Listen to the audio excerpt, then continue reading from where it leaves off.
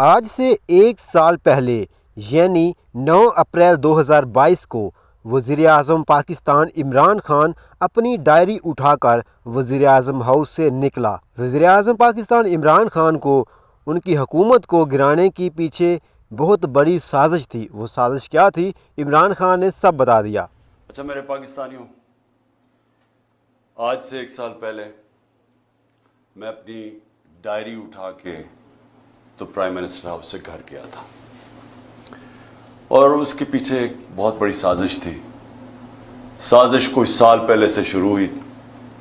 میں ایک سربراہ کو مل رہا تھا مڈل ایسٹ سے، تو اس نے مجھے کہا کہ تمہیں پتہ ہے کہ تمہیں ہٹانے کی کوشش کر رہی ہے، اور جو تمہارا آرمی چیف ہے وہ تمہارے سے خوش نہیں ہے۔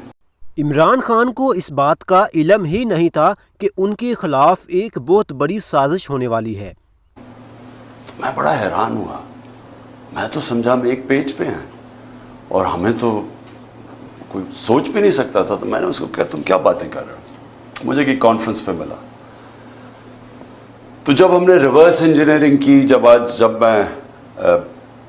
جب سے ہماری گورنمنٹ گئی، اور میں نے پھر پیچھے سارا جائزہ لیا کہ کیا کیا ایونٹس ہوئے اور کس طرح کی سازش ہوئی اور کون کون اس میں ملوث تھا، لیکن ایک کردار جو سب سے جو اس کا ماسٹر مائنڈ تھا، تو وہ پھر آہستہ آہستہ ساری سمجھ آ گئی کہ کدھر کدھر دھوکے ہوئے ہمارے سے، کدھر کدھر ہمیں لال بتی کے پیچھے لگایا گیا، کدھر کدھر جھوٹ بولے گئے۔